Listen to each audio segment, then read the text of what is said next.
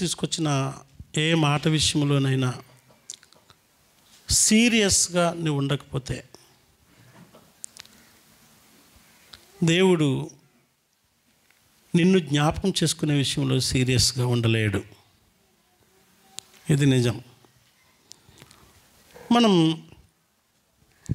నిర్గమాకాండము 20 అధ్యాయము 12వ వచనాన్ని మనము చదువుకొని ప్రార్థన చేసుకుందాం. నీ దేవుడైన యెహోవా నీకు అనుగ్రహించు దేశములో నీవు దీర్ఘాయుష్మంతుడగినట్లు నీ తండ్రిని నీ తల్లిని సన్మానించుము. అంతే, ఒకటే మాట. ఇది 5వ ఆజ్ఞ. అందరూ తీయండి. నిర్గమాకాండము 20 అధ్యాయము 12వ వచనం మరొకసారి చదువుతున్నాను. నీ దేవుడైన యెహోవా నీకు అనుగ్రహించు దేశములో నీవు దీర్ఘాయుష్మంతుడు అగినట్లు నీ తల్లిని నీ తండ్రిని సన్మానించుము. ప్రార్థన చేసుకుందాం. కనికరం కలిగిన మా తండ్రి, పరలోకమందున్న మా దేవ, మీకు వందనాలు. ఈ శ్రేష్టమైన సమయాన్ని బట్టి మిమ్మల్ని స్తుతించకుండా ఉండలేం, మిమ్మల్ని ఆరాధించకుండా ఎట్టి పరిస్థితుల్లో ఉండలేం. ఎందుకంటే భూమి ఆకాశము దాంట్లో ఉన్న కృత్యములు అన్నీ కాలిపోయినా యుగయుగములు నీతో జీవించడానికి సరిపోయిన నిరీక్షణ, రక్షణ మీ ప్రియకుమారుడైన యేసుక్రీస్తు ప్రభువారి ద్వారా నాకు మాకు ఇచ్చినందుకు నీకు వందనాలు. ఈ సమయంలోనైనా మీరు మోషే ద్వారా ఇచ్చిన ధర్మశాస్త్రంలోని ఆజ్ఞలను మరొక మారు మేము ధ్యానించుకుంటున్నాం. ఈ ఆజ్ఞల్లో ఉన్నటువంటి మీ శ్రేష్టమైన ఆలోచనను మాకు తెలియజేయండి. ఆజ్ఞలు వెంబడించడం ద్వారా మాకు వచ్చే మేలు గుర్తించి, ఆజ్ఞలు వెంబడించకపోవడం ద్వారా వచ్చే కీడు గమనించి, నాయనా నమ్మకంగా మీ కృపలో ముందుకెళ్ళడానికి మాకందరికీ సహాయం చేయమని యేసు నామములో ప్రార్థించి వేడుకుంటున్నాం తండ్రి. ఆమేన్. జోనథాన్ ఎడ్వర్డ్స్ అని చెప్పేసి ఒక భక్తుడు ఉన్నాడు. ఈయన గురించి మీకు చెప్పాలని ఇష్టపడుతూ ఉన్నాను. వీళ్ళ తల్లిదండ్రులు మంచి భక్తిపరులు, అలాగే విద్యావేత్తలు, బాగా చదువుకున్న వాళ్ళు. ఇట్లాంటి వాళ్ళు ఆయనని చాలా జాగ్రత్తగా డీల్ చేస్తూ ఉండేవారంట, నడిపిస్తూ ఉండేవారంట. బాల్యము నుండే జోనథాన్ ఎడ్వర్డ్స్ని చాలా బాగా పిల్లల్ని చాలా కేర్ఫుల్గా చూస్తూ ఉండేవారంట. ఇదిగో ఇలా వదిలేసేవారు కదంట, భక్తిగా పెంచేవారంట. ప్రతి చిన్న యాక్టివిటీని కూడా వాళ్ళు క్యాప్చర్ చేస్తూ గమనిస్తూ ఉండేవారంట. కూర్చొని మాట్లాడుతూ ఉండేవారంట. చిన్నపిల్లడు కదా అని ఆ నెలల బాబుని ఆ సంవత్సరంన్నర వచ్చినప్పుడు కూడా చెప్తుంటే, ఎవరైనా వాళ్ళ ఇంటికి వెళ్ళినప్పుడు వీళ్ళకి ఎక్కువ చదువుకొని పిచ్చి పట్టినట్లుంది, అంత చిన్నపిల్లలు, వీళ్ళకి చాదస్తమైనట్లుంది, ఇంత చిన్నపిల్లడికి ఏం చెప్తారు వీళ్ళు, ఇంత చిన్నపిల్లడికి చెప్తే వాడు ఏమర్థం చేసుకుంటాడు అని అనుకుండేవారంట అందరూ. కానీ వాళ్ళు తన కుమారునితో డీల్ చేస్తూ ఉండేవారంట చాలా జాగ్రత్తగా. ఎందుకంటే గర్భఫలము యెహోవా ఇచ్చు బహుమానం, దేవుడిచ్చిన బహుమానం కదా. దీని విషయంలో మరీ నమ్మకంగా ఉండడం మాకు అవసరం కదా. ఈ బహుమానాన్ని దేవుని ఎదుట ఒక దినం నేను నిలబెట్టాలి కదా. ఆ ఆలోచన, ఆ పరిశుద్ధమైనటువంటి ఆ యొక్క క్రమశిక్షణ తల్లిదండ్రులకి ఉండేదట. 20 సంవత్సరాల వయసులో జోనథాన్ ఎడ్వర్డ్స్ తన డైరీలో ఒక మాట రాశాడంట. ఏంటంటే 20 years ఏజ్లో ఆయన రాసిన డైరీలో రాసిన మాట ఏంటంటే, నా తల్లిదండ్రులను ప్రేమించడం మరియు గౌరవించడం నాకు ఎంత గొప్ప బాధ్యత అని ఇప్పుడు నేను స్పష్టంగా గ్రహించాను. నా తల్లిదండ్రులను ప్రేమించడం, వారిని గౌరవించడం గొప్ప బాధ్యత అని 20 సంవత్సరాల వయసులో నేను గమనించాను అని తన డైరీలో రాసుకున్నాడంట జోనథాన్ ఎడ్వర్డ్స్ గారు. ఇప్పుడు నేను స్పష్టంగా గ్రహించాను, వారి సలహా మరియు విద్య నన్ను ఇలా తయారు చేసాయని నమ్మడానికి ఒకప్పుడు నేను విసుక్కుండేవాడిని. ఇంతగా నన్ను వాళ్ళు ప్రతి చిన్న విషయంలో కూడా నన్ను వాళ్ళు ఆలోచన చేస్తున్నారని నాకు అనిపించింది. కానీ ఇప్పుడు అనిపిస్తుంది, నన్ను ఇలా తయారు చేసినాయి వాళ్ళ సలహాలు, వారు ఇచ్చిన విద్య, వారు ఇచ్చిన డైరెక్షన్స్. ఆ సమయంలో నాకు అది కొంచెం ఇబ్బందిగా అనిపించేది. కానీ ఇప్పుడు అనిపిస్తుంది, నా తల్లిదండ్రులు నాకు చాలా మేలు చేశారు అని తన డైరీలో రాసుకున్నాడంట. నా తల్లిదండ్రులు నాకు చాలా మేలు చేశారు. రే పిల్లలారా, పెద్దలారా, మీ తల్లిదండ్రులు మీకు మేలు చేశారని మీరు చెప్పగలరా? మా అమ్మ నాన్నలు మాకు చాలా మేలు చేశారని మీరు చెప్పగలరా? ఏమైనా మేలు చేశారంటే ఈ దినాల్లో లోకం ఎలా ఉందంటే ఆస్తులు సంపాదిస్తే మేలు చేశారని అనుకుంటున్నారు. మా తల్లిదండ్రులు ఆస్తులు సంపాదించలేదు కనుక వాళ్ళు మాకేం మేలు చేశారు అని అనుకుంటున్నారు.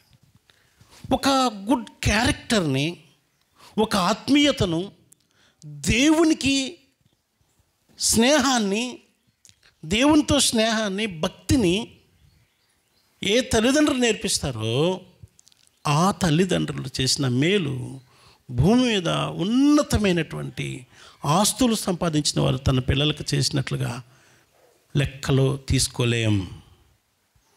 జోనథన్ ఎడ్వర్డ్స్ భవిష్యత్తులో ఆ 20 సంవత్సరాలనే ఆ మాట రాశాడంటే తన ముగింపులో ఎలా ఉండుంటాడో మీరు ఊహించుకోండి. ఆయన గురించిన పుస్తకాలు, అనేకమైన పుస్తకాలు నేను చూసినాను. ఇంకొక మాట చెప్పాలనుకుంటున్నాను నేను. ఆయన పేరు చెప్పను కానీ ఆయన గురించి చెప్పాలనుకుంటున్నాను. ఆయన కూడా ఒక మంచి కుటుంబంలో ఉన్నాడంట. తల్లిదండ్రులు చాలా బాగా డీల్ చేస్తూ ఉండేవారంట. వాళ్ళ నాన్నగారు పుస్తకాలు రాస్తూ ప్రింట్ చేసి అమ్ముతూ ఉండేవాడంట. ఆయన రైటర్. ఈ భక్తికి సంబంధించినటువంటి, బైబిల్లో సంబంధించిన కొన్ని వ్యాసాలని రాసి పుస్తకాలు ప్రింట్ చేసి పోయి ఆ దినాల్లో అమ్ముతూ అలా ఉండేవారంట. మార్కెట్కి పోయి ఒక చోట స్టాల్ పెట్టి బుక్స్ అమ్ముతూ ఉండేవాడంట. కుమారుని చాలా జాగ్రత్తగా పెంచాడంట, చాలా జాగ్రత్తగా. ఎంతంటే తన క్యారెక్టర్ని, తన జీవితాన్ని ప్రభువుకి అంకితం చేసేటట్లుగా సిద్ధపరచుకున్నాడంట. దేవుని భయమును నేర్పాడంట ఆయన తన కుమారునికి. అయితే ఒకరోజు తండ్రి చెప్పాడంట, నాయన నాకు ఈ పుస్తకాలు అమ్మితేనే మనకు పోషణ, నిన్ను కష్టపడి చదివిస్తున్నాను కదా, నేను వెళ్ళడానికి కొంచెం ఆరోగ్యం బాగలేదు, నాకు ఆరోగ్యం బాగలేదు, పుస్తకాలు తీసుకెళ్ళి పలానా మార్కెట్లో సేల్ చేసిరా అని చెప్పాడంట. కుమారుడు అప్పటికే పీజీ లెవెల్స్ ఎడ్యుకేషన్ చదువుతున్నాడు కాబట్టి, కోట్ వేసుకునే స్టేజ్కి వచ్చాడు కాబట్టి షేఫ్ ఫీల్ అయ్యాడంట. కొంచెం సిగ్గు అయిందంట ఆయనకి. మార్కెట్లోకి వెళ్ళి నేను పుస్తకాలు అమ్ముకొని రావాలా, వెళ్ళలేదంట. అప్పుడు తండ్రి ఏం చేశాడంటే ఒక గంటన్నర వెయిట్ చేసి కుమారుడు వెళ్ళకపోవడం చూసి, అలాగే తను ఒక అంబ్రెలా గొడుగేసుకొని పోయి పెట్టుకొని ఆ ఎండకు తాళలేక నిలబడి బుక్స్ అమ్మి వచ్చాడంట.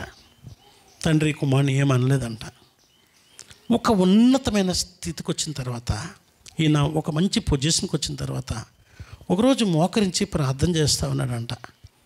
ఈ 5వ ఆజ్ఞ చదువుతూ ప్రార్థన చేయడానికి మోకరించినప్పుడు ప్రభు ఆయనతో మాట్లాడుతున్నాడంట, నీ తండ్రిని నువ్వు లక్ష్య పెట్టావా? నీ కొరకు నీ తండ్రి ఏం చేశాడు అన్నది నేను అడగట్లేదు నిన్ను.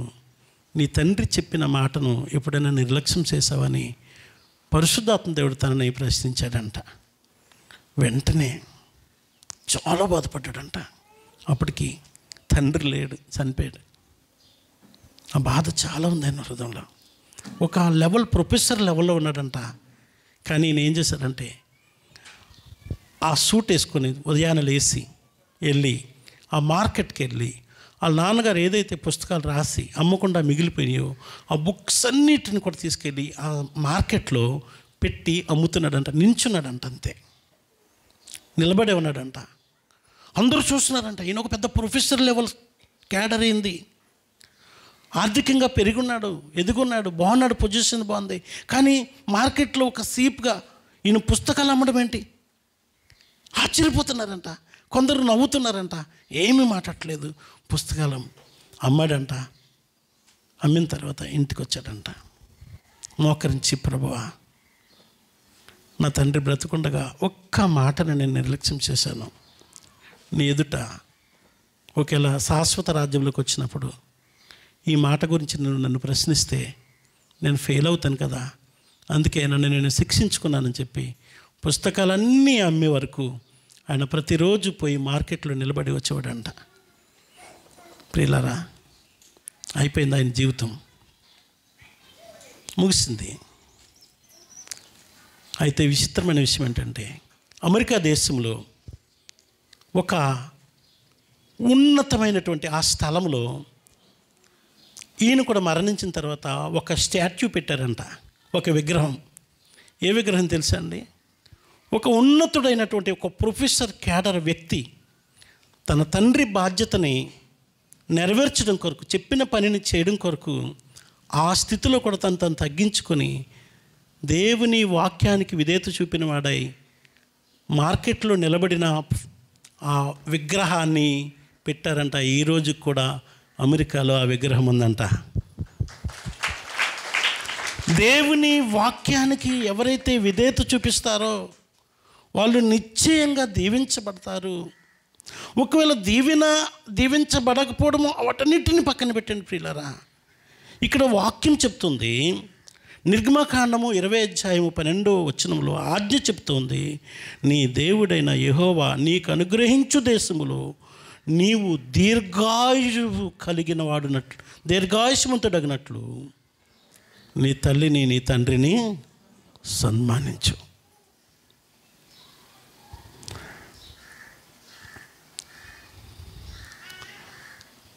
తల్లిని తండ్రిని అంటే ఇప్పుడు ఒకవేళ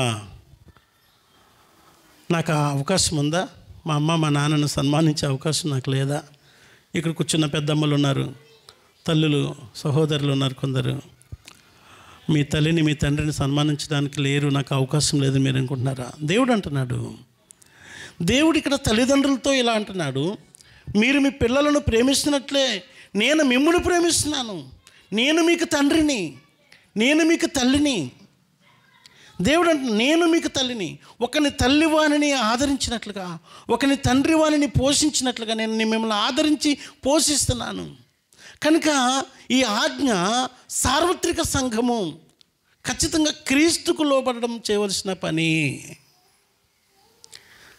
సార్వత్రిక సంఘం అంతా కూడా తల్లిదండ్రులు కలిగిన పిల్లలు వారి తల్లిదండ్రులకును పరమ తండ్రి అయిన దేవునికిని, ఒకవేళ తల్లిదండ్రులు ఇదివరకే మా అమ్మ నాన్న లేనట్లుగా ఒకవేళ తల్లిదండ్రులు లేని వాళ్ళు ఉంటే కనుక ఈ పరమ తండ్రి అయిన దేవునికి నిరంతరము లోబడి ఉండాలి. అలా అయితే లాభం ఏంటంట?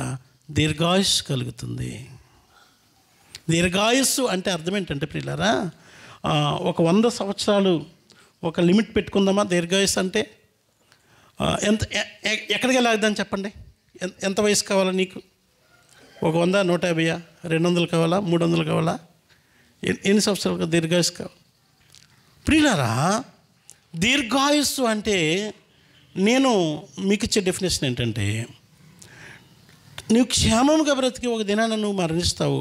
నీ వయసు ఎంతైనా ప్రభు పిలిచినప్పుడు అది 30, 40, 50, 60, 70, 80, 90, 100 పైన.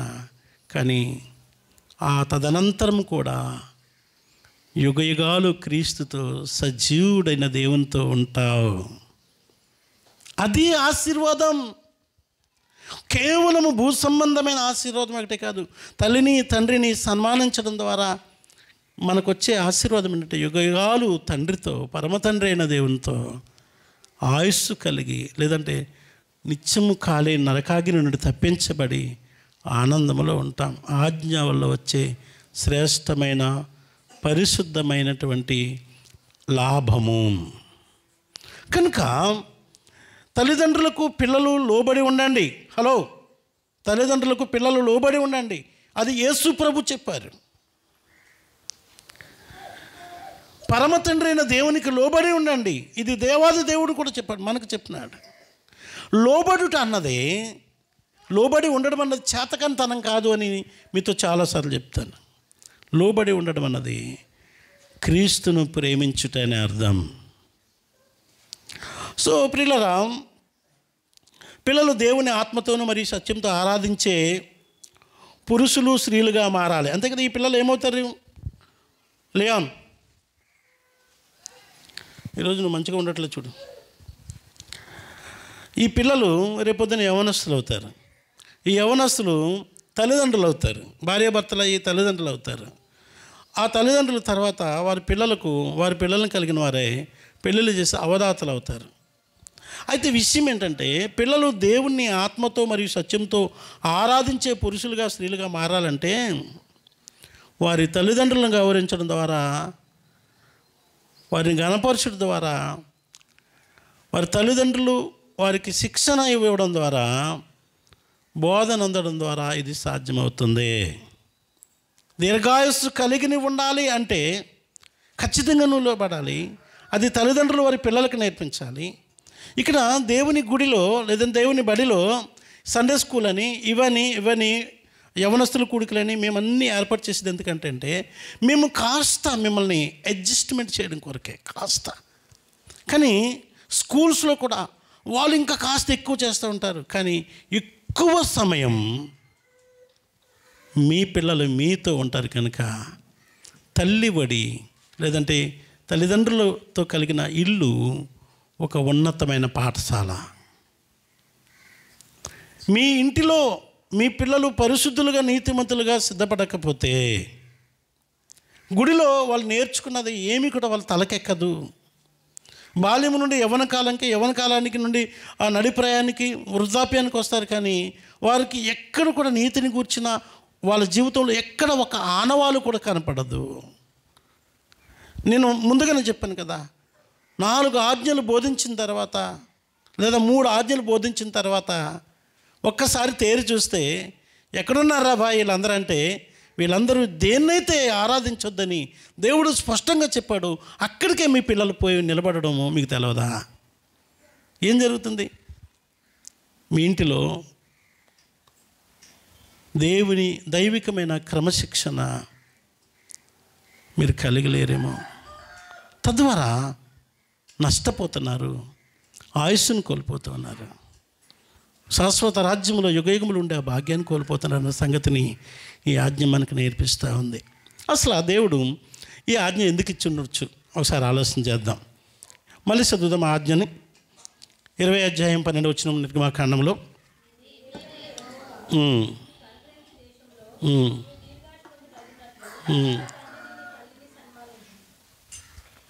అస్సలు దేవుడు ఈ ఆజ్ఞ ఎందుకు ఇచ్చుంటాడు? దీనివల్ల దేవునికి ఏమైనా లాభం ఉందా? ఎస్, చాలా సెన్సిటివ్గా మనం ఆలోచించేద్దాం. దేవుడు ఈ సృష్టిని సృష్టించినాక లోకాన్ని తల్లిదండ్రులు దేవుడు నియమించిన అధికారము పిల్లలు తల్లిదండ్రులకు లోబడడం, వారిని గౌరవించడం ద్వారా దేవుని అధికారానికి లోబడుతున్నారని చూపించడం, ఇది ఆయన ఉద్దేశం. పిల్లలు తల్లిదండ్రులకు లోబడుతున్నారు. ఆ సిస్టాన్ని వినండి, మీ పిల్లలకి మీరు నేర్పించి మీ పిల్లల్ని ఆ స్థితికి తీసుకురావాలి. ఫస్ట్ ఆఫ్ ఆల్ మీ పిల్లలు తల్లిదండ్రులకు మీకు లోబడుతున్నారు, అలా లోబడుతూ సృష్టికర్తకు లోబడడానికి వారు నేర్పించబడాలి. ఇది దేవుని ఉద్దేశం. తల్లిదండ్రులను గౌరవించలేనోడు, తల్లిదండ్రులను ప్రేమించలేని ఏ వ్యక్తి అయినా, స్త్రీ అయినా పురుషుడైనా దేవుని తెలిసినోడు కాదు. దేవుడికి వానికి సంబంధం లేదు. ఒక దుష్టుని సంబంధి వాడు అని నేను ధైర్యంగా చెప్తాను. ఏ వ్యక్తి అయితే తల్లిని తండ్రిని ప్రేమించలేడో, గౌరవించలేడో, పోషించలేడో, సంరక్షించలేరో, స్త్రీ అయినా పురుషుడైనా వీళ్ళు దేవుని సంబంధులు కాదు, దుష్టుని సంబంధులు. వీళ్ళకి దేవుడు తెలియదు. వీరికి దేవునికి ఏమాత్రము సంబంధం లేదు. వీరికి దేవుని వాక్యానికి ఏమాత్రం సంబంధం లేదు. ఒకవేళ వారు క్రైస్తవులని పేరు పెట్టబడి పిలువబడితే కనుక ఇంకా డేంజర్. ఏంటి డేంజర్ అంటే, వారు తల్లిదండ్రులకును సృష్టికర్త అయిన దేవునికి కూడా అన్యులలో అవమానం తీసుకొస్తారు. ఎస్, నేను విన్నాను. ఒక కుమారుడు ఉన్నాడు, ఆయన ఒక్కడే కొడుకంట. చాలామంది 4, 5 ఎంతమంది ఆడపిల్లలు ఉన్నారంట. ఆ తల్లిదండ్రులు వృద్ధాప్యంకి వచ్చినప్పుడు నేను సాకనని బయటకు నూకేసాడంట. ఇట్లాంటివి నేను విన్నాను, చాలా విన్నాను. 1 కాదు, 2 కాదు, 3 కాదు, మీరు కూడా వినుంటారు. అప్పుడు అందరూ అనుకోవడం నేను అన్నాను, ఇట్లాంటి వాడిని ఊరిలో ఉంచకూడదు, బయటకు నూకేయండి అని చెప్పడమో నేను విన్నాను. నేను చదువాను కూడా, చాలా న్యూస్లు చూశాను. కొందరు తల్లిదండ్రులు వృద్ధాప్యంలో ఏం చేశారంటే, చాలా ధైర్యంగా చెప్తాను నేను ఈ మాట. నేను ఎందుకంటే ఈ మాట చెప్పడానికి నాకు అధికారం ఉంది, చెప్తున్నాను నేను. కొందరు తల్లిదండ్రులు పోలీస్ స్టేషన్లకి, కోర్టులకి పోయి మా పిల్లలు మమ్మల్ని పోషించట్లేదు అని వేదన పడుతూ ఉన్నారు. చాలామంది పిల్లలు ఏమవుతున్నారు తెలుసా? వారి తల్లిదండ్రులను సంరక్షించిన కారణంగా, పోషించని కారణంగా అనాథ శరణాలయాల్లోనికి, లేదంటే మరొక చోటకి, ఎవరో ఆశ్రయం ఇచ్చే మరొక చోటుకి వారు పోయి బ్రతుకుతూ అక్కడ వేదనతో మరణిస్తూ ఉన్నారు. Okay, right. దేవుని సంగమ గమనించండి. వాళ్ళ జీవితాలు అలా ముగిసిపోయినాయి. కానీ వాట్ అబౌట్ యూ? నీ సంగతి ఏంటి? అట్లాంటి తల్లిదండ్రులు కలిగిన వారి యొక్క పరిస్థితులు ఏంటి అంటే, బైబిల్ చెప్తుంది, దీర్ఘాయుష్మంతుడిగా నీవు ఉండలేవు. నిన్ను దీర్ఘాయుష్మంతుడిగా దేవుడు చేయడు. నీ ఆయుస్సును తీసివేస్తాడు. నీ క్షేమాన్ని ఆయన కోరడు దేవుడు. ఎందుకంటే నీ భౌతికమైన తల్లిదండ్రులను నువ్వు గౌరవించలేనప్పుడు, ఆత్మీయుడును కనబడని ఆ పరమ దేవుడైనటువంటి ఆయనను, ఆయన కట్టడలను నువ్వు ఎట్లా ప్రేమిస్తావు? ఆయన ఆజ్ఞలను ప్రేమించకపోవడం వల్ల ఏమవుతుంది? ఆజ్ఞాతిక్రమమే పాపము. ఆ పాపం వలన నీకు మరణం. ప్రియులారా, ఒకవేళ భూలోకంలో 150 సంవత్సరాలు పైపెచ్చి నువ్వు బతకడానికి నువ్వు టెక్నిక్స్ని సంపాదించవచ్చు, కానీ ఆత్మీయ మరణం అనగా నిత్య నరకాగ్ని. ఒకడు సర్వలోకమును సంపాదించి వాని ప్రాణమును పోగొట్టుకుంటే వానికి ఏమీ ప్రయోజనం? ఎంత శ్రేష్టమైన అనుభవం ఉందో చూడండి ప్రియులారా. ఒక ఆజ్ఞ ఎంత దూరం తీసుకెళ్తుంది నిన్ను. ఒకవేళ ఇదివరకే మీ తల్లిదండ్రులను తృణీకరించి ఒక మూలను తొక్కి పడేశారా? వెళ్ళండి, దేవునికి లోబడండి, తల్లిదండ్రులను తీసుకురండి, మెండికి తీసుకురండి. ఈ సంగతి చూడండి. నువ్వు ఇంటికి వెనకెళ్ళిపో, తీసుకురండి, ప్రేమించండి, క్షమించండి. పెద్దోళ్ళు అయిపోయారు, కాస్త శాదస్తం వచ్చి ఉంటుంది. క్షమించుకోండి, భరించుకోండి, కడుపులో పెట్టుకోండి. హలో, ఏది విత్తుతావో అదే కోస్తావు. దేవునికి విరోధంగా నువ్వు చేసిన ప్రతి పాపము దేవుడు బహిరంగంగా శిక్షించేదని వచ్చినప్పుడు నిన్ను ఎవ్వరు కూడా కాపాడలేరు. తల్లిదండ్రులను తృణీకరిస్తున్న వాళ్ళారా, తల్లిదండ్రులకు అవిధేయత చూపిస్తున్నారేమో పిల్లలారా గమనించండి. It's very danger. నువ్వు చాలా అపాయంలో ఉన్నావు. పెద్దలారా గమనించండి. అవదాతల్ని గౌరవించట్లేదా? ప్రేమించట్లేదా? వృద్ధాప్యములు వారిని భరించుకోలేకపోతున్నావా? హలో, భవిష్యత్తులో నువ్వు ఒక వృద్ధుడివి, నువ్వు కూడా ముసలిదాను అవుతున్నావు. టేక్ కేర్, జాగ్రత్త, చాలా జాగ్రత్త. నువ్వు కూడా వృద్ధుడు అవుతున్నావు, వృద్ధురాలు కాబోతున్నావు. జాగ్రత్త, ఏం విత్తుతున్నావో చూసుకో. ప్రతి వానికి వాని లెక్క ప్రకారం జీతాన్ని ఇవ్వడానికి నా యొద్ద జీతం ఉంది అంటున్నాడు ఆయన. సో ఏ జీతం తీసుకుంటావు? ఎలాంటి రిజల్ట్ నువ్వు కోరుకుంటావు? బైబిల్ చెప్తుంది ఎందుకు ఈ ఆజ్ఞ ఇచ్చాడంటే దేవుడు, తల్లిదండ్రులకు మీరు లోబడాలని. నేను ఆల్రెడీ PDF ఫైల్ మీకు పంపించాను, మీకు అందరి దగ్గర అది ఉంటుంది. అదే నేను చెప్తాను. ఆల్రెడీ మీకు ఏ వాక్యం బోధించబోతున్నానో ఆ వాక్యాన్ని నేను ముందుగానే మీకు తెలియజేస్తా ఉన్నాను. చూసుకోండి, గ్రూపుల్లో ఉన్నాయి, ఇండివిజువల్గా కూడా మీకు ఎవరికైనా అవి పంపించుంటానేమో. కొలసీ పత్రికలోకి వద్దాం. మనం 3వ అధ్యాయము 20వ వచనంలోకి మనం వచ్చినట్లయితే, 3వ అధ్యాయం 20వ వచనంలో ఇక్కడ ఒక మంచి ఆజ్ఞ కంటిన్యూషన్ చేస్తూ పౌలు భక్తుడు కొలసీ సంఘంతో చెప్తున్నాడు, పిల్లలారా, అన్ని విషయములలో మీ తల్లిదండ్రుల మాట వినుడి. ఇది ప్రభువును బట్టి మెచ్చుకోదగినది అన్ని విషయములలో. ఎలాగంట అన్ని విషయంలో మీ తల్లిదండ్రుల మాట వినండి. చెప్పండి. అన్ని విషయములలో అంటారు, మా అమ్మ తిక్కది, మా నాయన తిక్కోడు, కాబట్టి అన్నీ అంటే మేము ఫెయిల్ అవుతాం. కూర్చొని మాట్లాడండి, ప్రేమతో కూర్చోండి, ఆలోచన చేయండి. ఏదైనా ఒక విషయం వచ్చినప్పుడు కూర్చొని మాట్లాడండి, ఆలోచన చేయండి. నిజమే, నేను చాలా ఉన్నతమైన చదివాను. మా అమ్మ నాన్నలు ఏం చదవలేదు, కానీ ఈరోజు నేను చదవడానికి కారకులు వాళ్ళే. ఈరోజు ఆ స్థితిలో ఉండడానికి కారణం వాళ్ళే. వాళ్ళకి నాకు తెలిసినంత పరలోక జ్ఞానము లేదంటే భూలోక జ్ఞానము. నీకేమైనా ఈఫిల్ టవర్ తెలుసా అమ్మా? పాపం గారు, ఈఫిల్ టవర్ తెలుసా నీకు? చెప్పే. స్టాచ్యూ ఆఫ్ లిబర్టీ తెలుసా నీకు? ఈడెన్ గార్డెన్స్ తెలుసా నీకు? ఎర్రకోట తెలుసా నీకు? నీ ముఖం నోరు మూసుకో అన్నాను అనుకో. ఈఫిల్ టవర్తో నీకేం పని? ఈడెన్ గారితో నీకేం పని? ఆమెకేం పని? ఆమెకి వృద్ధాప్యంలో కాస్త ఆదరణ, అమ్మ నేనున్నాను అని పాపం గారి దగ్గరికి వెళ్ళి వాళ్ళ పిల్లలు, సంఘము, మనకు అందరూ పెద్దలు, తల్లిదండ్రులు వాళ్ళు, నేను సహితం వెళ్ళి ఉన్నామమ్మా, నీకు ఈడెన్ గార్డెన్ తెలియకపోతే వచ్చే నష్టం లేదు, పిరమిడ్లు తెలియకపోతే నీకేం నష్టం లేదు, జలపాతాలు తెలియకపోతే నీకు నష్టం లేదు, పక్కనే ఉన్నటువంటి ఎవరిది సైఫోన్ సిస్టమ్ తెలియకపోతే ఏది సరళ సాగర్ తెలియకపోతే కూడా నీకు పర్లేదు, కానీ పరలోకానికి వెళ్ళే మార్గం నీ ద్వారా నాకు వచ్చిందమ్మా, నిన్ను బట్టి నేను ఆయన కృపలోనికి వచ్చాను. ఒకటే భాగ్యం, ఎంత భాగ్యం ఇది. సో అన్ని విషయములలో అలా వింటున్నావా? అందుకని ఇక్కడ ఇంకొక హెచ్చరిక ఉంది. తల్లిదండ్రులారా, మీ పిల్లలకి అన్ని విషయాలు చెప్పండి. అన్ని ఇక్కడ ఏమన్నాడంటే అన్ని విషయంలో మీ తల్లిదండ్రుల మాట వినండి అంటారు కదా. అసలు తల్లిదండ్రులు చెప్తే కదా, కూర్చోబెట్టి మాట్లాడాలి కదా. అరే తప్పునన్నది అని చెప్పాలి కదా. నువ్వు అసలు ఆ కమ్యూనికేషన్ చేస్తున్నారా? కుటుంబ ప్రార్థనలు ఉన్నాయా?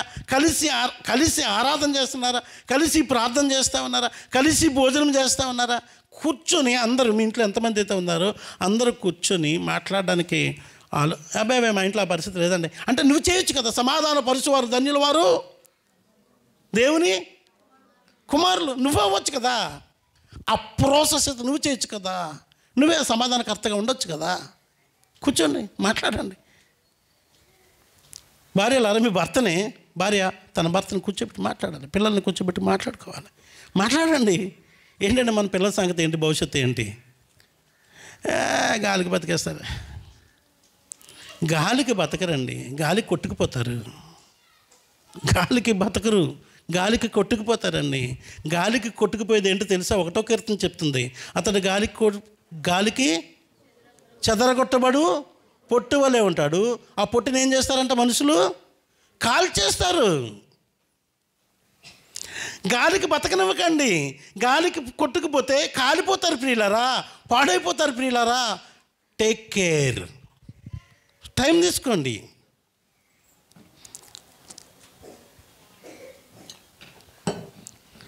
సిక్స్త్ క్లాస్ 5th చదువుతాడు.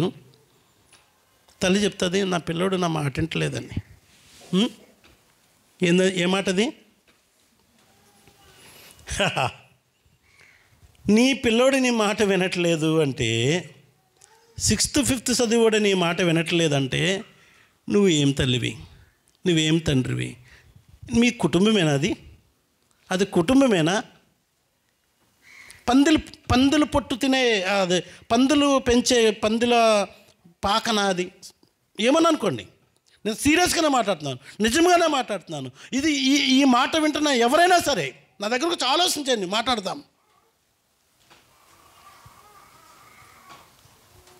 కాస్త వండి పెట్టి కడుపుకు పెట్టి పంపించేస్తమే ఇదైతే, పందులు మేపోడు కూడా తన మందకి పొట్టు పెడతాడు. తేడా ఏంటి? ఎంతమంది పిల్లలు ఉన్నారు నీకు? నీ పిల్లల్ని నువ్వు ఆధీనంలో పెట్టుకుంటున్నావా? నీ పిల్లలతో కూర్చొని మాట్లాడుతున్నావా? నీకు నీ పిల్లలకి మాట్లాడి ఎంతకాలం అయిపోయింది? మీరు మాట్లాడుకుని ఎంతకాలం అయిపోయింది? ఏం బ్రతుకు ఇది? సో అక్కడ దాని కింద ఇంకో మాట ఉంటుంది ప్రియులారా, 21వ వచనంలో, తండ్రులారా మీ పిల్లల మనస్సు ఏం జరుగుతుంది? ఏం జరుగుతుంది? వీడు వేస్ట్ కాడండి, వీడు వేస్ట్ కాడు. తల్లిదండ్రులు పిల్లల గురించి పబ్లిక్లో మాట్లాడుతూ ఉంటారు. ఏమంటారు?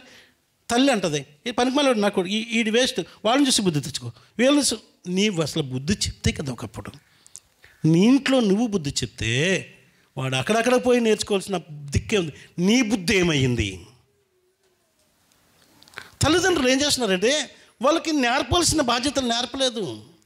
ఆ బాల్య వయసులో చేయవలసినటువంటి అది చేయలేదు. ఆ షేప్ అవుట్ చేయలేదు.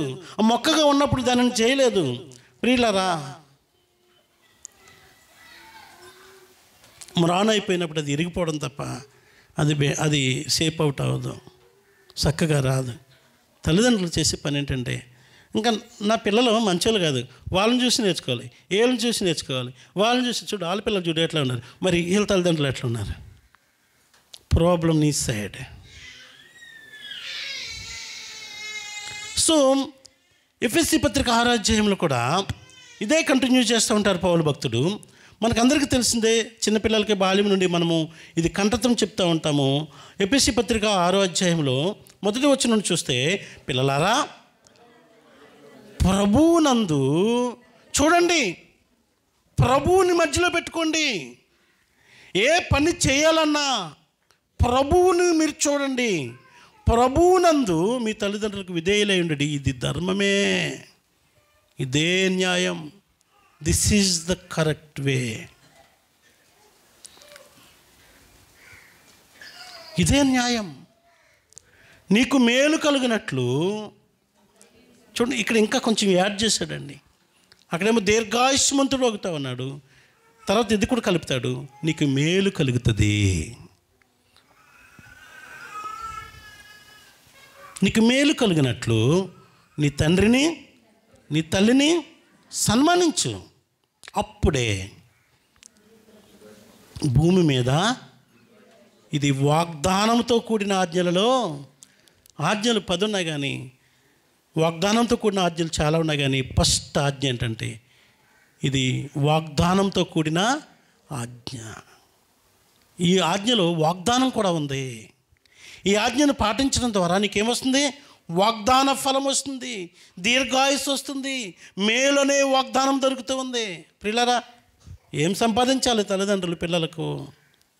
జోనథన్ ఎడ్వర్డ్స్ తన 20 సంవత్సరంలోనే ఆ సంగతిని గమనించాడు. తన అమూల్యమైన తన డైరీలో రాసుకుంటున్నాడు, నా తల్లిదండ్రులకు నేను ఎంతో రుణపడి ఉన్నాను. వాళ్ళు నాకు ఇచ్చిన ఆస్తి, క్రీస్తునిచ్చారు నాకు. వాళ్ళు క్రీస్తు ప్రభునిచ్చారు. తద్వారా నిత్య రాజ్యములకు నాకు వారసుడిగా ఉండడానికి నాకు ఛాన్స్ ఇచ్చారు మా అమ్మ నాన్నలు. నా తల్లిదండ్రులని నేను గౌరవిస్తున్నాను, సన్మానిస్తున్నానని జోనథన్ ఎడ్వర్డ్స్ చెప్తున్నాడు.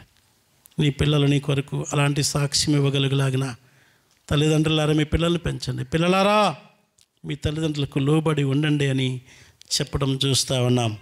ఇక్కడ మనం చూస్తే దేవుని అధికారము, ఆ అధికారంలో కుటుంబ వ్యవస్థ మనకి కనబడుతూ ఉంది. రెండవది, మానవ సంబంధాలలో శాంతి, సంతోషము, సమాధానము, స్థిరత్వము కూడా మనకి ఈ ఆజ్ఞలో కనబడుతుంది. కుటుంబం అనేది సమాజానికి ఒక పునాది అండి. పునాది సరిగ్గా లేకపోతే ఏ ఇల్లు నిర్మాణం బాగుండదు, కూలిపోతుంది. సమాజం బాగుండాలంటే నీ కుటుంబము ఈ సమాజంలో ఒక పునాది రాయి, అది బాగుండాలి. తల్లిదండ్రులను గౌరవించే కుటుంబంలో ప్రేమ ఉంటుంది, సహకారం ఉంటుంది, శాంతి, నెమ్మది ఉంటుంది. ఈ విధంగా దేవుడు సమాజంలో శాంతి మరియు స్థిరత్వం కోసం కుటుంబ వ్యవస్థని కాపాడుకోండి అని చెప్తూ ఉన్నాడు. మన దేశ క్షేమం కొరకు 5 నిమిషాలు మౌనంగా ఉందామా? అందరము లేచి నిలబడి 5 నిమిషాలు మన దేశ క్షేమం కొరకు మౌనంగా ఉందాం. రాదు, 5 కాదు, 500 సంవత్సరాలు నువ్వు మౌనంగా ఉన్నా నెమ్మది రాదు. మౌన ప్రార్థన చేద్దామా? సర్వమత సమ్మేళనం ఇవన్నీ సుత్తి.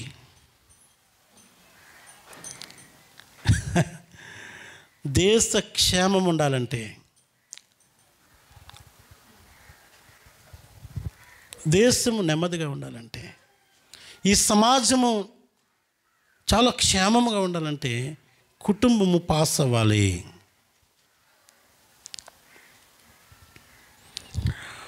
నా వెనకే నా ముందు వస్తూ ఉన్నాడు స్పీడ్గా, కర్వ రోడ్డు, ఇలా వంకరగా ఉన్న రోడ్డు. నేను మా ప్రిస్కలో ఉన్నాం, వెళ్తున్నాం ఇద్దరు. మనం చూస్తుంటే నాకు భయం పడుతుంది.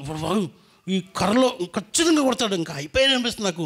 ఆరుని కొడతా నడుస్తున్నా చేపట్టుకుని ఇలా షక్ అంటే అక్కడ ఆగి ఏంట్రా అన్నాడు.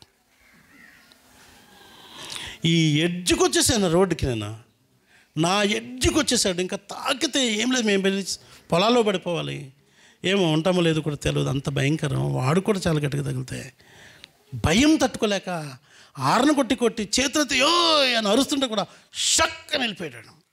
యో అన్నాను, ఆటోమేటిక్గా నా నోటంటే ఆ మాట వచ్చేసింది.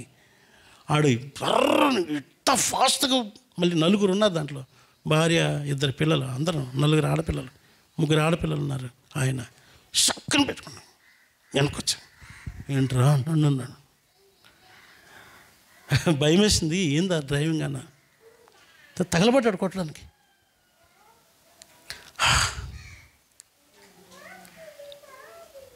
మస్తు బాధ అయింది నాకు. ఇప్పుడు లేడు అంటే అందరూ చచ్చిపోతారని నేను చెప్పట్లేదు. అదే ర్యాష్నెస్లో బతికాడు వాడు. వాడు ఎవరికి లెక్క చెప్పలేదు, వాళ్ళ అమ్మకి వాళ్ళ నాయనకి లెక్కలేదు, వాడు బ్రతుకుకి వాళ్ళకి లెక్కలేదు. వాడు ఇష్టానుసారంగా తాగాడంట. చిన్న రోగం వచ్చింది, ఏం లేదు, 35 years కూడా ఉండే వాడికి, చచ్చిపోయాడంట. ఆ మాట విన్నప్పుడు మస్తు బాధ అయిందండి. అరే 2 చిన్నపిల్లలు ఏమైపోయి ఉంటారు. 30 సంవత్సరాల వయసు ఉన్నటువంటి ఎవరిని బిడ్డ భార్య ఏమైపోయి ఉంటుంది, ఆస్తులు ఏమైనా ఉన్నాయంటే లేవట. మస్తు బాధ అయింది. ఏం పునాది.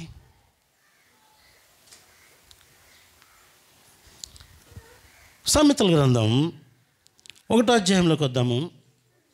సామెతల గ్రంథము 1వ అధ్యాయం, బైబిల్ అందరూ తీయట్లేదు, కొందరే తీస్తున్నారు. 1వ అధ్యాయము 8-9 వచనాలని నేను చదువుతూ ఉన్నాను. నా కుమారుడా, నీ తండ్రి ఉపదేశము ఆలకింపుము, నీ తల్లి చెప్పి బోధను త్రోసివేయకుము. అవి నీ తలకు సొగసైన మాలికయు, నీ కంఠమునకు హారమునై ఉండును. కంఠానికి హారము. ఆ టైంలో యూదులకు కంఠానికి ఒక హారం పెట్టేవారంట, పురుషులకు కూడా. ఒక గోల్డ్ చైన్ అనుకోండి, ఒక యాక్చువల్గా ఒక డైమండ్ చైన్ అనుకోండి, డైమండ్ ఉన్న పొదిగించినటువంటి ఒక బ్రాస్లెట్ టైప్ అనుకోండి. అది ఉంటే అది ఘనతకు సూచన గురించి మాట. నీవు ఎప్పుడైతే నీ తండ్రి మాట, నీ తల్లి చెప్పే మాట వింటావో, పాటిస్తావో, నీకు ఘనత వస్తుంది. తల్లిదండ్రులకి హెచ్చరిక, మీ పిల్లలకి చెప్పాలి బాబు, చెప్పాలి. నేను వేలేసి పోసి చదివించాను కానీ బుద్ధి రాదు. వేలు నువ్వు పోసేసినంత రానా టీచర్స్ ఏం చేయగలరు? వాళ్ళ పర్మిషన్స్ కొన్నే ఉన్నాయి. కొడుక నీ కొరకు నేను ఇవన్నీ ఉద్దర మాటలు ఇవన్నీ చల్లని మాటలు ఇవన్నీ. నీ చేతిలో ఉన్నప్పుడు నువ్వేం చేస్తావు? ఇక్కడ చెప్పిన తల్లిదండ్రులారా, తల్లికి తండ్రికి కూడా చెప్తూ ఉన్నాడు. తల్లికి చెప్తాడు, బోధించు. పాస్టర్ బోధిస్తాడులే, మంచి బోధకుడు మా పాస్టర్, గంట చెప్తాడు వచ్చు. మేము నిజమే, థ్యాంక్ యూ, నాకు మంచి మార్కులు వేశారు, కూరకు సరిపోతాయి వాళ్ళకి, మంచి కూర తెచ్చుకుని తింటా మీరు వేసిన మార్కులకి. ఎంత తిక్క కాదు. బోధకులు ఉన్నాం. మొదటి బోధకుడు తల్లే ఇంట్లో. ఫస్ట్ టీచర్ తల్లి. నేనేం చదువుకోదు, ఎలా టీచర్, నాకు బీఈడీ లేదు, బీకామ్ లేదు. అయినా నీకు దేవుడు బిడ్డనిచ్చాడు, కుమారుని ఇచ్చాడు అంటే అర్థం ఏంటంటే నువ్వు టీచర్ అని ప్రమోషన్ ఇచ్చి ఆ ఉద్యోగం ఇచ్చాడు నీకు. చెప్పలేదు దేవుని మెంబర్స్? యా, ఈ టీచర్ సరిపోతుంది, ఈ టీచర్ సరిపోతుంది. ఆ పిల్లల్ని సమాజానికి, సంఘానికి, ఆ పిల్లలు పరలోకం పోవడానికి నడిపించే టీచర్గా ఈ తల్లి సరిపోతుందని ఆయన అనుకున్నాడు కనుక నీకు పిల్లలు ఇచ్చాడు. నాకేం మా అమ్మ మస్తు సార్లు చెప్పాను మా అమ్మ కొరకు, ఏం చదువుకోలేదు మా అమ్మ, ఎన్ని చెప్పేదో మా అమ్మ. మా నాన్నగారు ఏం చెప్పారు గుర్తులేదు, నాకు ఒక్క 2 మాటలు గుర్తుంటే మా నాన్నగారు. మా అమ్మ ఎన్ని మాటలు చెప్పేదో. నాకు ఆ రోజుల్లో మా అమ్మని చూస్తే అనిపిస్తుంది, మా అమ్మ గ్రేట్, బాబు మా అమ్మకి మొత్తం అంతా తెలుసు అనుకుంటున్నాను నేను. అన్నీ చెప్పేది మా అమ్మ, నాకు ఎన్ని కథలు చెప్పేదో, ఎన్ని సంగతులు చెప్పేదో మా అమ్మ. ఏమి చదువుకోలేదు మా అమ్మ. ఫోటో చూడండి పిల్లల, తిక్క మనిషి, అంత గట్లా ఉండదు, అంతే, ఏమి తెలియదు మా అమ్మకి. తర్వాత నేను కొంచెం పెద్ద అయినప్పటికీ ఈ అమ్మేనా అని చెప్పినప్పుడు మా అమ్మ గ్రేట్ అనుకున్నాను. ఏంటో మా అమ్మకి ఏం రాదు కదా అనిపించింది. కానీ అప్పుడప్పుడు పోయి అమ్మ దగ్గర కూర్చుంటే, ఒళ్ళో తల పెట్టుకుంటే, ఇంటర్ డిగ్రీ చదువుతున్నప్పుడు పోయి కూర్చుంటే, నాకేం తెలుసు బాబా మీరు చదువుకున్న వాళ్ళు అనేది కాదమ్మా, ఏమన్నా చెప్పమ్మా, ఏమన్నా చెప్పమ్మా. అప్పుడు అడిగింది, నువ్వు నాకేమన్నా చెప్తావా అంది. అప్పుడు నేను యేసుప్రభు గురించి చెప్పాను. నేను మా అమ్మకి, నువ్వు నాకు చెప్పినా నా ఏమన్నా చెప్పంటే యేసుప్రభు గురించి చెప్పాను. అమ్మ ఆలోచన చేసింది. అమ్మ నా మాట విన్నది. అప్పుడు మాట విని యేసుప్రభుని సొంత రక్షకునిగా అంగీకరించింది. మా అమ్మ మా నాన్నగారికి యేసుప్రభుని చెప్పింది, ఆయన సొంత రక్షకునిగా అంగీకరించారు. 2 నిత్యరాజ్యంలోకి వెళ్ళారని నేను విశ్వసిస్తూ దేవుని స్తుతిస్తున్నాను. పిల్లలారా ఎలా ఉన్నారు? తండ్రులారా, తల్లులారా ఎలా ఉన్నారు? ఏంటిది? మీ కుటుంబ వ్యవస్థ ఎలా ఉంది? హ్యాపీగా ఉన్నారా? డబ్బుంటేనే హ్యాపీ అనుకునే ఒక భయంకరమైనటువంటి భ్రమలో ఉండిపోయి పాడైపోతున్నారేమో దేవుని పిల్లలారా. ఇంకొక వాగ్దానం ఉంది, దీర్ఘాయుస్సు వాగ్దానం ఉంది. అదే ద్వితీయోపదేశకాండంలోకి వస్తే ఈ ఆజ్ఞలను పాటించడం ద్వారా మనకు ఒక ఆజ్ఞ ఉందంట. ఏంటి ఆజ్ఞ అంటే దీర్ఘాయుస్సు ఆజ్ఞం చేశాడు ఆయన, వాగ్దానం చేశాడు ఆయన. 5:16 మనం చూసినట్లయితే ద్వితీయోపదేశకాండము 5:16 నీ దేవుడైన యెహోవా నీకు అనుగ్రహించు దేశంలో నీవు దీర్ఘాయుస్సువంతుడై నీవు క్షేమమగునట్లు, నీకు క్షేమమగు నీ దేవుడైన యెహోవా నీకు ఆజ్ఞాపించులాగున తండ్రిని తల్లిని సన్మానించుము. 100, 110, 120 ఒక సాలువ తీసుకొచ్చి ముసలి ఇద్దరు కూర్చోబెట్టి సన్మానం, అది గురించి మాట్లాడలేదు. అది కూడా చేయండి, మంచిది, అది కూడా చేయండి, తప్పులేదు, మంచిది. నా స్నేహితుడు ఒక ఆయన పెండ్లిలో వాళ్ళ అమ్మగారిని వాళ్ళ నాన్నగారిని సన్మానించాడు. నాకు మస్తు అనిపించింది. వాళ్ళ అమ్మగారిని వాళ్ళ నాన్నగారిని పెళ్ళిలో పెండ్లి అయిపోయిన వెంటనే ఆయన ఫస్ట్ చేసిన కార్యక్రమం వాళ్ళ అమ్మని ఆ నాన్న తీసుకొచ్చి వాళ్ళిద్దరిని పూలదండలు అంటే పెద్ద మనుషులు కదా, వాళ్ళకి మస్తు అయింది, ఏడుస్తుంది అమ్మ అయితే. పెద్ద ఆయన అయితే మౌనంగా ఉన్నాడు అంతే. ఇద్దరికి సాలువ కప్పి హత్తుకుంటే చూసిన వాళ్ళందరూ చప్పట్లు కొడుతూనే ఉన్నారు. మస్తుంది. అలాగే చూసుకున్నాడు. వాడు మంచి దైవభక్తి కలిగిన స్నేహితుడు. సంగమా ఎలా ఉన్నా? What is your relations? మీ కుటుంబ వ్యవస్థ ఎలా ఉంది?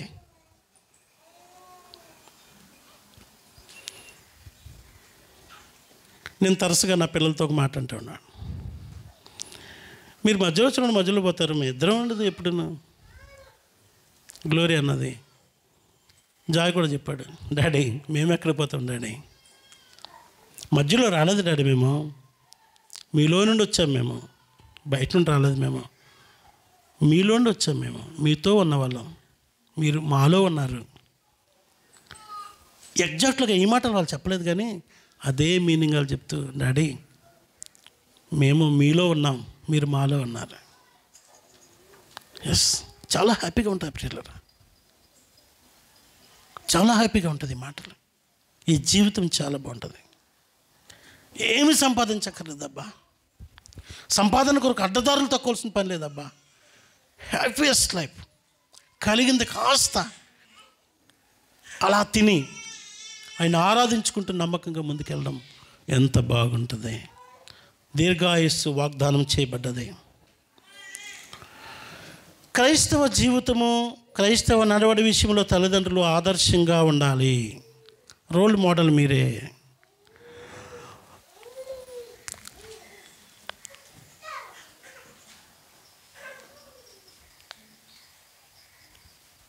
నూట 27వ కీర్తన 3వ వచనంలో ఇందాక నుండి చాలాసార్లు మాట్లాడుకున్నాం, మళ్ళీ మాట్లాడుకుంటున్నాం. గర్భఫలము యెహోవా ఇచ్చు. ఎందుకంటే వారు తమ పిల్లల రక్షణ గురించి ఎక్కువగా శ్రద్ధ తీసుకోవాలి. ఈ బహుమానాల గురించి శ్రద్ధ తీసుకోవాలి. ఈ మా పాప గ్లోరమ్మ మ్యారేజ్ అయిపోయిన తర్వాత చాలా గిఫ్ట్లు వచ్చేసినాయి. మీకు తెలిసేలేదో, పైన ఉన్నటువంటి ఒక రూమ్ నిండగా వచ్చేసినాయి. అవి పిల్లలు మోసుకొని పెట్టారు దాన్ని నిండగా. మ్యారేజ్ అయిపోయి ప్రాసెస్ అంతా అయిపోయిన తర్వాత వాళ్ళు కాశ్మీర్ వెళ్ళిపోయే ముందు వాళ్ళిద్దరు కూర్చొని, మేము వదిలేస్తాం, మీరు పోండి, ఈరోజు మీకు వదిలేస్తాం. గిఫ్ట్లు ఎవరిచ్చారు? గిఫ్ట్ని ఓపెన్ చేసేటప్పుడు ఆ గ్లోరమ్మకి ఎవరిచ్చారు అది పరిశీలించాయి. దీని మీద పేరు ఉంటుంది, అనుష. అనుష అంటే షీఈజ్ లైక్ దిస్. ఆయనకి పరిచయం చేయాలి, ఫోన్ చేయాలి. నేను చెప్పాను నా పిల్లలకి, అమ్మ ఆయనకి ఫోన్ చేయి, అమ్మాయికి ఫోన్ చేయి, ఇదిగో మీ హస్బెండ్తో మాట్లాడించి పరిచయం చేయి, మీ ఫ్రెండ్షిప్ తెలవాలి ఆయనకి. మీ గిఫ్ట్ మాకు చాలా హ్యాపీనెస్ ఇచ్చింది అని అనుకొని మీరు మాట్లాడుకోండి, టైం స్పెండ్ చేయండి అని చేస్తాం. 3 రోజులు టైం పట్టింది. ఆ గిఫ్ట్లన్నీ ఓపెన్ చేసి ఫ్రెండ్స్కి ఫోన్ చేసి మాట్లాడుకొని తర్వాత ఏం చేశారు తెలుసా? ఆ గిఫ్ట్లో బెస్ట్ గిఫ్ట్లని ఒక క్యాడర్ చేసి, సెకండరీ క్యాడర్ చేసి, థర్డ్ క్యాడర్ చేసి వాటిని ఏం చేశారంటే బెస్ట్ గిఫ్ట్ని పట్టుకుని పోయారు వాళ్ళు. తర్వాత రౌండ్లో వచ్చినప్పుడు సెకండరీ గిఫ్ట్లు పట్టిపోయారు. 3వ రౌండ్లో మా దగ్గర ఉండిపోయినాయి. అలా వెళ్ళాలి పెళ్ళికి వెళ్ళాలి, ఏదో బాధపడతారు, పాస్టర్ బాధపడతారు, లేదంటే గ్లోరీ ఏదో ఏడుస్తుంది, వెళ్ళి ఫోటో దిగేటప్పుడు ఏదో ఇవ్వకపోతే బాగోదని ఏదో వేసుకొచ్చారు అంతే. ప్రభువు నీకు ఇచ్చిన బహుమానం థర్డ్ టైప్ గిఫ్ట్ లాంటిది కాదు. హలో, సెకండరీ టైప్ గిఫ్ట్ లాంటిది కాదు. ఫస్ట్ టైప్ గిఫ్ట్కి గ్లోరమ్కి ఇచ్చినట్టు గిఫ్ట్ లాంటిది కాదు. అంతకంటే హల్లెలూయా చెప్పలు దేవుని మేము పడతాం. పిల్లలను దేవుడు నీకు ఇచ్చింది అంతకంటే ఉన్నతమైన బహుమానం. పిల్లలను దేవుడు నీకు ఇచ్చింది అంతకంటే గొప్ప బహుమానం ఇచ్చాడు. ఈ వచ్చిన గిఫ్ట్ని 3 కేటర్లుగా విభజించుకొని మొదటి 2 కేటర్లు అలా తీసుకెళ్ళిపోయి మిగతా 3వ కేటర్ అక్కడ వదిలిపెట్టేశారు కదా. అలా వదిలిపెట్టే పిల్లలు నీకు ఉండలేదు, అలా ఇవ్వలేదు దేవుడు నీకు. హలో సంఘమా, కొందరు తండ్రులు పిల్లల్ని శాపిస్తూ ఉంటారు. ఇది వేస్ట్ కాదు, ఈ పనికి మాలింది ఇది. హలో, పనికి మాలింది ఏది దేవుడు ఇవ్వలేదు.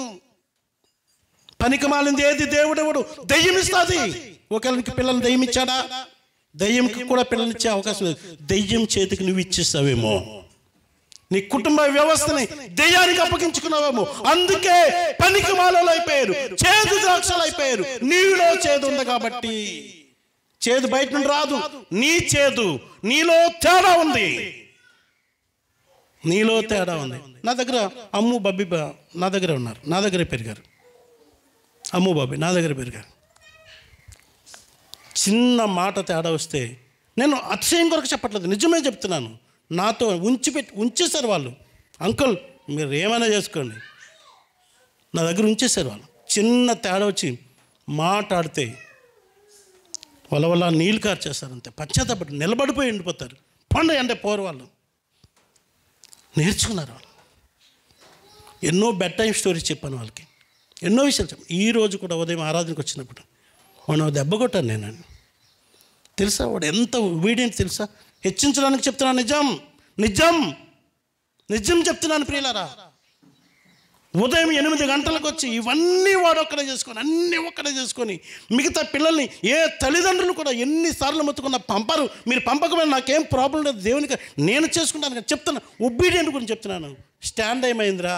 స్టాండ్ గురించి కూడా నీకు కేర్ ఉండకపోతే, దేవుని మందిరంలో ఉన్న స్టాండ్ కదా అది, జాన్పాలు తీసుకెళ్ళిపోయాడు. సంగతి మాకు తెలవది. నేను దానికి రెస్పాన్సిబిలిటీగా వీడిని అడుగుతూ, నీవు చూసుకోకపోతాడు, దేవుని సొత్తు కదా, ఇంత చిన్న విషయంలో నమ్మకం ఉండకపోతే దేవుడు నేను ఎట్లా దీవిస్తాడు అని వాడిని ఒక దెబ్బ కూడా, తగిలినంత దెబ్బ కాదు కానీ నా కోపాన్ని ప్రదర్శించాను. వాడు మాట్లాడలేదు, పరిగెడుతూ ఉన్నాడు, ఇటు పరిగెడుతూ ఉన్నాడు. ఎస్, మీ పిల్లలు ఎవరితో అటాచ్మెంట్లో ఉన్నారు? మీ పిల్లల్ని గైడ్ చేసేది ఎవరున్నారండి? ఎవరు గైడ్ చేస్తున్నారు మీ పిల్లల్ని? మెంటర్స్ ఎవరున్నారు మీ పిల్లలకి? ఎవరైనా ఉన్నారా మీ పిల్లలకి? జ్ఞానం చెప్పేది ఎవరైనా ఉన్నారా మీ పిల్లలకి? బుద్ధి చెప్పేది ఎవరైనా ఉన్నారా మీ పిల్లలకి? ఓ రోజు మౌని తబిత నా ఇంటికి తీసుకొచ్చింది. అది జీన్ ప్యాంటు టీషర్ట్ వేసుకుని వచ్చింది. అంటే అందించింది నా దగ్గర. ఏడుస్తుంది, డాడీ ఈ పిల్ల ఎంతంత మాట మాట్లాడేస్తుంది, అస్సలు ఏమి డాడీ, చాలా దారుణం డాడీ, చచ్చిపోవాలనిపిస్తుంది డాడీ నాకు ఈ పిల్లలతో యాగలేమో. ఏంటన్నా అంటే అంటుంది నన్ను నా పిల్ల. చిన్నపిల్ల, 2nd క్లాస్ అనుకుంటా, 3rd. బయటకు పోన్నాను మౌనిని. బయటకు పోయింది, తలుపు పెట్టాను. ఓ 15 నిమిషాలు కట్ చేస్తాయి, ఓ 15 నిమిషాలు కట్ చేయి, తలుపు తీసాం, తీసుకెళ్ళిపోద్ది. సర్వీసింగ్ అయిపోయింది. ఇప్పుడు కూడా తబ్బి బాగున్నామంటే అంత అందే ఒక రవ్వుడి, ఒక భయంకర. నేను ఎంత ఆశ్చర్యపోతానంటే, ఓ రోజు దసరా అన్నాడు, అంకుల్ నువ్వు కొట్టకుండా ఉండదు, మన బొత్తుగా మోగదైపోయింది ఇది, అసలు మాట్లాడలేదు. కొంచెం కొట్టుంటే బాగుండు అంకుల్, నువ్వు 7.5 నిమిషాలు కొట్టుంటే బాగుండు, అంటే సర్వీసింగ్ చేసి ఉంటే బాగుండు, మొత్తం 15 నిమిషాలు కాకుండా బాగుండు. ముత్తుకెళ్ళదు, ముద్దు వస్తుంది. ఎవరున్నారు మీకు? ఎవరు మాట వింటారు? మీ పిల్లలు. నా పిల్లలు చిన్నప్పుడు ఇక్కడికి వచ్చేసాం, మామ లేడు, అత్త లేదు, మెంటర్స్ ఎవరు లేరు, అనాథని నేను ఒక్కడిని. నేను అందరికీ చెప్పేవాడిని, నా పిల్లలకి చెప్పేవాళ్ళు ఎవరు లేరు. పిల్లలు సరిగ్గా ఉండకపోతే పాస్టర్ బాధపడిన దగ్గర చెప్పేది. నేను వెంటనే జైపాల్ సార్ ఫోన్, సార్ వీలు చూసుకొని ఒకరోజు వచ్చిపో, స్కూల్ నుండి 8 గంటలకు వస్తారు రా, 5 గంటలకు వస్తారు సార్. సరే అంతే. డుగ్ డుగ్ డుగ్ డుగ్ అంటే వచ్చేవాడు ఆయన. మాకిద్దరికి ఏం తెలవదు. ఇక ఆ వంటగదిలో ఉండాలి, నేను వచ్చేసి మందిరంలో నుంచోవాలి. ముందు కూర్చోబెట్టుకునేవాడు. కట్ చేస్తే పిల్లలు ఒక్కరోజు కొంచెం 8th క్లాస్కి వచ్చి గ్లోరం చెప్పింది, మమ్మీ నాతో చెప్పచ్చు కదా, తాతయ్యకి ఎందుకు చెప్తున్నావు, జైపాల్ సార్కి ఎందుకు చెప్తున్నావు, నా మాట వింటలేదంటే వింటాం. ఎస్, నాకు ఒక ఆత్మీయ నాయకుడు ఉండే. మా ఇంటికి దైవజనులు ఎవరైనా వస్తే వాళ్ళకి ముందు ఏం చెప్పాడంటే, ఎదుర్కోవడానికి రోడ్డు మీదకి వెళ్ళి వస్తా దారిలో పెద్దోళ్ళు అయితే, అయ్యగారు నా పిల్లలకి రక్షణ గురించి చెప్పండి. 7వ తరగతికి వచ్చేసింది గ్లోరీ, రక్షణ గురించి చెప్పండి. వీడు 5వ తరగతికి వచ్చేసాడు, రక్షణ గురించి చెప్పండి. అడగండి పిల్లలారా. నా ఇంటికి వచ్చిన ప్రతి దైవజనుడు, నా ఇంట్లో భోజనం చేసిన ప్రతి దైవజనుడి దగ్గర నేను పెట్టిన రిక్వెస్ట్ ఇదే, నా పిల్లలకి రక్షణ గురించి చెప్పండి అని చెప్పేవాడిని. నా పిల్లలతో మాట్లాడండి అని చెప్పేవాడిని. నేను చెప్పినట్టుగా చెప్పొద్దని చెప్పేవాడిని. వాళ్ళకి తెలియదు. వీళ్ళు ఏం చేసేవాళ్ళు, చక్కగా మాట్లాడుతూ అలా తీసుకెళ్ళి ఒక్క ముక్క వేసిపోతూ ఉండేవారు. వాళ్ళకి ప్రభువు పనిచేయడం ప్రారంభించేవాడు. దేవుని ఆత్మలు ఒప్పిస్తే వాళ్ళు రక్షింపబడ్డారు. మీకు ఎవరికి సంతోషంగా లేదా? మీ పిల్లలకి మెంటర్స్ ఎవరున్నారు? మీ పిల్లల్ని గురించి మీరు ఏం ఆలోచన చేస్తున్నారు? ఈరోజు ఆదివారం చికెన్ వండాం, బుధవారం మటన్ వండుదాం, వచ్చే శనివారం బోటి తెద్దాం, గోకరకాయ వండుదాం, కాకరకాయ వండుదాం, బీరకాయ వండుదాం.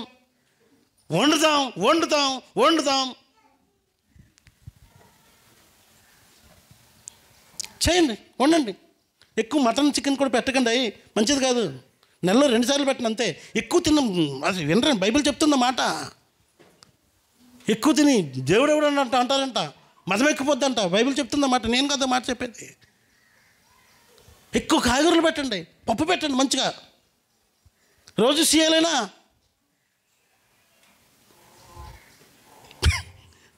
బుద్ధి పెరగదు.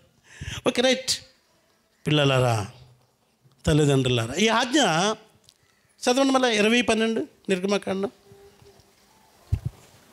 ఉందా? తీసారా? ఏదైతే కొంచెం డేంజర్ ఉంది, ఈ ఆజ్ఞ తీసేద్దాం అనుకున్నారండి ఎవరన్నా? నీ దేవుడైన యెహోవా నీకు అనుగ్రహించే దేశంలో నీవు దీర్ఘాయుష్మంతుడగినట్లు నీ తల్లిని నీ తండ్రిని, ఎవరికి చెప్పాడు? పిల్లలకి చెప్పాడు. నేను ఇద్దరికి కలిసి చెప్తున్నాను. ఇప్పుడు తల్లిదండ్రులకి చెప్తున్నాను, పిల్లలకి కలిసి చెప్తున్నాను. ఈ ఆజ్ఞ వల్ల ఇంతసేపు అన్నారు కదా, అది చేయాలి. ఇంతసేపు చెప్పాం కదా, ఈ ఆజ్ఞ వల్ల ఎవరికి లాభం చెప్పండి? పిల్లలకా, తల్లిదండ్రులుగా? మీరు చెప్తున్నారు. తల్లిదండ్రులకే పిల్లలకి లాభం చెప్పండి. పిల్లలకి, తల్లిదండ్రులకి లాభమే, పిల్లలకి లాభమే, మీకు లాభమే. అంటే నేను చెట్టేశానండి, ఒక మొక్క నాటాను, మంచిగా చూసుకున్నాను, వంగిపోకుండా, ఎలా వంగిపోకుండా మంచిగా సెట్ చేశాను, కాయలు కాసింది. నాకు లాభం ఫస్ట్, తర్వాత అందరికి లాభం, ఆ చెట్టుకి ఘనత. హలో, ఇద్దరికి లాభమే.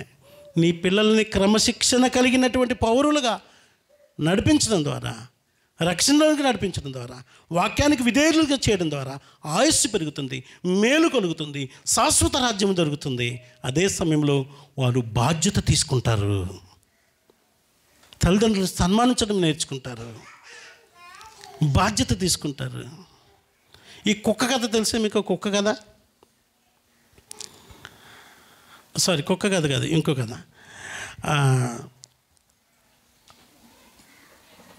వాళ్ళ తాతయ్య షెడ్లో పెట్టేశారంట ముసలోడిని.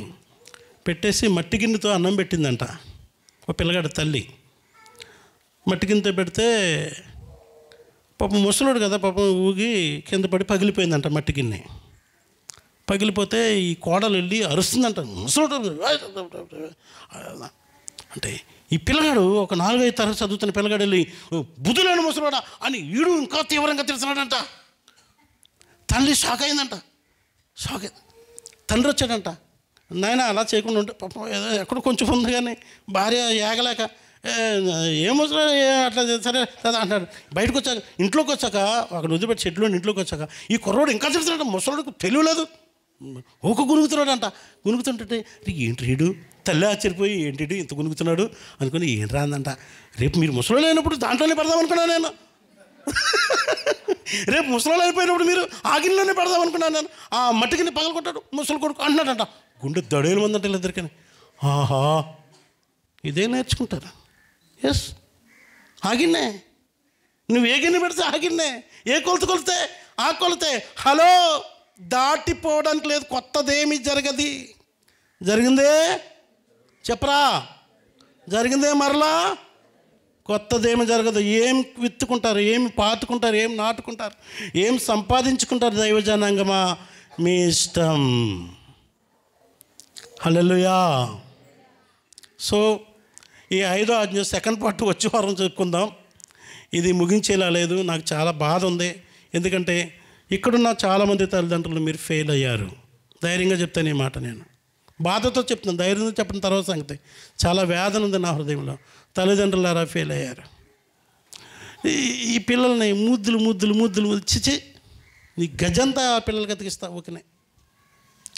ముద్దులు పెడితే అది ప్రేమనా? మాటి ముద్దులు పెట్టకండి, ఏముంటాయి, ఇన్ఫెక్షన్లు ఉంటాయి. ముద్దు పెట్టడము అదొక స్పర్శ, టచింగ్ లవ్ అంటారు అంతే. అంతకంటే ఎక్కువ లవ్ ఉంది బయట. నీ పిల్లల్ని నువ్వు ప్రేమిస్తున్నావు అనడానికి గుర్తు ఏంటంటే, వాళ్ళని క్రమశిక్షణ చేయడము, వారి భవిష్యత్తు కొరకు, శాశ్వత భవిష్యత్తు కొరకు రక్షణను సిద్ధపరచడము, నీకు కలిగిన దానిలో వాళ్ళని నీతిమంతులుగా, ఒక క్రమము కలిగిన వారిగా వారిని సిద్ధపరచడము, ఒక మంచి మెంటరింగ్షిప్ని మెయింటైన్ చేయడము, ఆధ్యాత్మిక నాయకత్వము, భూలోక సంబంధమైన నాయకత్వము, వాళ్ళని అబ్జర్వ్ చేయడము, గమనిస్తూ ఉండాలి. ఎక్కడికి పోయాడు, ఎక్కడుంది ఏమే, కనిపెట్టి చూసుకోవాలా.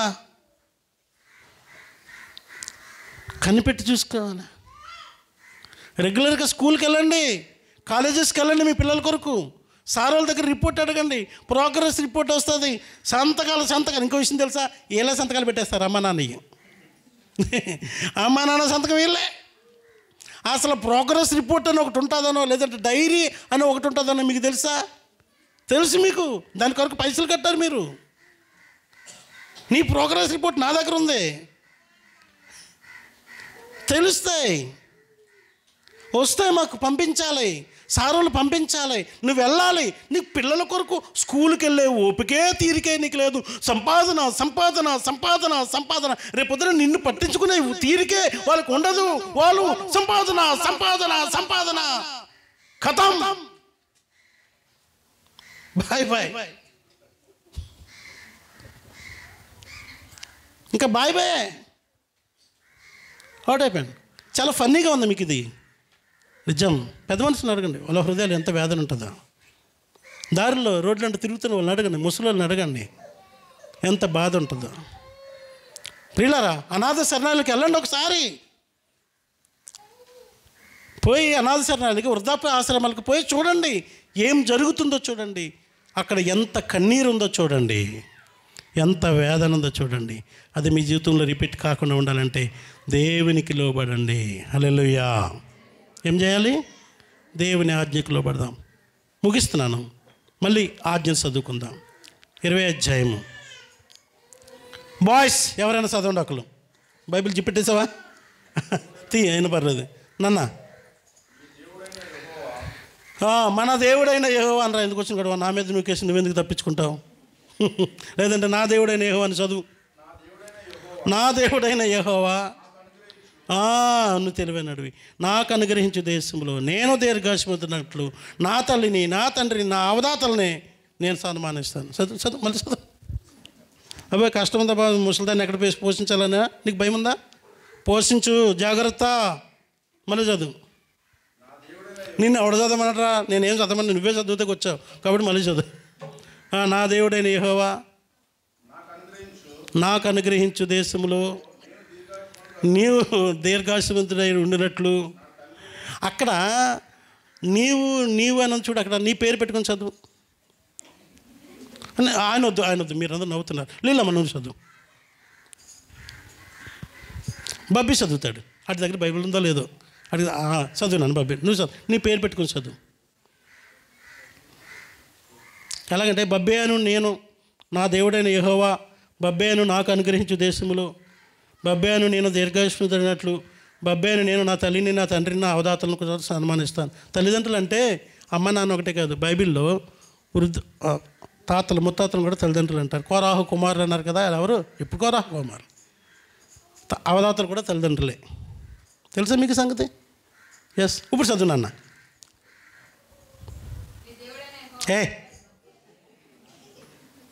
నా దేవుడైన యెహోవా అని చదువు. బబ్బే అను నా దేవుడైన యెహోవా అని చదువు. బబ్బే అను నా దేవుడైన యెహోవా, బబ్బే అను నాకు అనుగ్రహించు దేశంలో.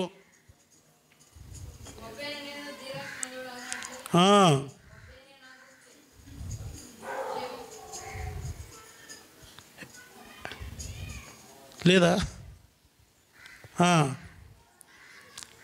బబ్బేని నేను మా అమ్మని, మా నాన్నని, మా అవదాతలను సన్మానిస్తాను.